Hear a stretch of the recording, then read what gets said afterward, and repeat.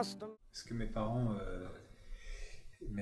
ils faisaient une folk un peu comme ça.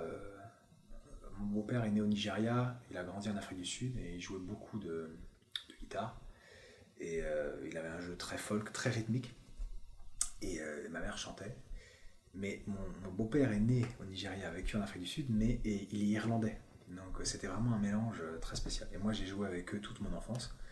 Et donc voilà, forcément dès que j'entends ce genre de musique, ça me ramène à ça. Ça me ramène. Donc voilà, c'est des souvenirs d'enfance quoi. Ah, j'aime bien Eminem. J'adore son flow en fait. Comme je suis batteur, j'adore les flows comme ça qui sont super rythmiques, super syncopés. Il est super en place. Après, c'est un personnage en plus quoi. Moi, j'aime bien les personnages. Et il est sans concession lui aussi. Ça, c'est coup de boule. C'est un petit gars, mais qui a peur de rien. Et j'aime bien ce genre de mec aussi physiquement. Encore une fois, je fais des arts martiaux et c'est souvent le cas aussi. Il faut jamais se fier au physique. Et là, ce genre de mec, Slim Shady, voilà le mec il arrive, il est blond, il fait 1m70, il a entouré le black d'1m90 et il défonce tout. Et ça c'est bon. J'écoute beaucoup d'opéra et j'ai une mémoire sélective parce que souvent en fait j'écoute mais je regarde même pas comment s'appellent les opéras en fait. Ça c'est encore un truc d'internet, il y a des bons côtés évidemment avec internet, les mauvais côtés c'est qu'on se met des espèces de playlists d'opéra, de trucs et ça on se dit ça c'est magnifique. Et en fait on va même pas voir qui a écrit ça. Ça c'est un peu dommage mais alors moi j'adore l'opéra, j'adore les voix comme ça, ténor, genre, la présence vocale, ma mère est prof de chant donc forcément j'ai goûté à ça. Après je suis vachement touché par les voix d'hommes contre-ténors. Ce qui n'est pas mon cas, moi je suis plutôt ténor opéra, mais les contre-ténors, je trouve ça très très très beau. Voilà. Si, j'y ai pensé forcément avec le cristal parce qu'il m'est arrivé un truc au début que je jouais du cristal. Je jouais avec tous les amplificateurs, il y a des pavillons là, qui amplifient le son. Et en fait, quand tu les mets, ça résonne et aussi l'instrument rentre en vibration. Et comme tu es en contact direct avec l'instrument, tu vibres et tu résonnes. Et le truc, c'est que les résonances, forcément, c'est profond. Et j'ai joué, une fois, j'ai dû jouer 6-7 heures d'affilée, ce qui est pas. Voilà, bon, il y a plein de gens qui font ça, mais cet instrument, 6-7 heures d'affilée, c'est du sport, quoi. Et je suis rentré dans ma voiture pour aller acheter du pain, un truc très basique, et je suis tombé les pommes. Mais littéralement, j'ai fait un malaise, je suis parti. Et j'ai appelé, en fait, je savais que j'avais rien physiquement, je m'étais pas fait mal, j'avais pas envie, j'étais pas malade. Donc il y avait un truc avec l'instrument. Et j'ai appelé un ami qui m'a dit, qui connaît bien l'instrument, qui m'a dit il faut que quand tu répètes, tu enlèves les pavillons. Que tu répètes avec l'instrument sans son. Tu as du son, mais c'est très très très léger en fait. Donc du coup, il n'y a plus de vibration, vraiment. Et du coup, c'est facile. Et là, ça y est, ça fait des années que je tombe plus dans les pommes. Mais devenir sourd.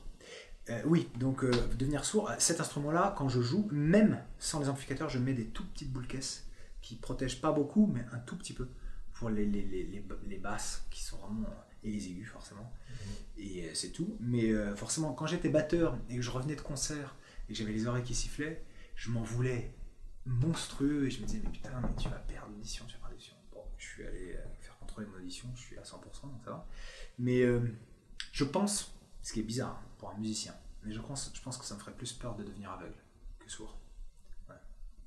Parce que voilà je suis né avec des yeux. Donc à mon âge, perdre ses yeux, je pense que ce serait plus de handicap que de devenir sourd. Et après, je suis musicien, mais je sais, j'écris la musique, donc même si je deviens sourd, voilà, je suis pas Beethoven, mais... Björk, ça m'évoque Manu, mon pote, Manu Delago forcément, avec qui je joue, et ça m'évoque aussi une nana, pareil, sans concession, elle a un sacré caractère. En fait, des vrais artistes, enfin, vrais artistes, ça ne veut rien dire, mais des artistes qui sont là et qui ont un charisme et qui sont... Voilà, je trouve qu'il y a une vague, mais c'est même pas maintenant, il y a toujours eu une vague d'artistes qui pour moi n'étaient pas... je vais pas dire de conneries, mais qui n'étaient pas...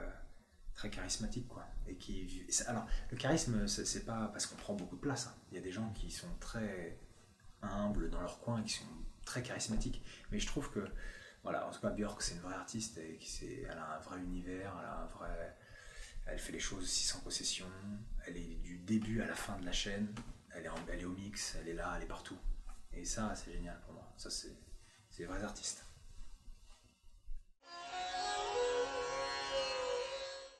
Alors, moi, j'aime bien les Beatles, mais je pense que j'ai toujours, quand j'étais ado et tout ça, j'écoutais plus les Doors et tout ça. J'avais plus un esprit. J'avais besoin que ça pète un peu plus. Alors, les Beatles, pour moi, c'est des génies de l'écriture. John Lennon, McCartney, voilà, leur duo, c'est un vrai duo, je pense, d'écriture. Parce que quand on les a séparés, enfin, quand ils se sont séparés, pour moi, c'était tout de suite moins flamboyant, quoi. Forcément, ouais, voilà. Mais en fait, étonnamment, les Beatles, j'ai toujours préféré, pas toutes les reprises, mais souvent les reprises. J'ai vu un guitariste, je sais plus quel morceau il jouait des Beatles, mais c'était magnifique, quoi. Et pareil, des chanteurs qui reprennent les Beatles et tout. Et wow, je trouve que c'est des compositeurs et des arrangeurs de génie, mais pas des interprètes de génie. Voilà. Alors que par exemple, prends un mec comme Stevie Wonder, par exemple, pour moi c'est un arrangeur, un compositeur et un interprète de génie, quoi. Et voilà, après, mais ça, c'est encore une fois des goûts et des couleurs, quoi. Mais les Beatles, du coup, moi, en tant que musicien, alors je trouve ça magnifique, très bien arrangé, mais ça me parle moins, en fait, dans l'interprétation.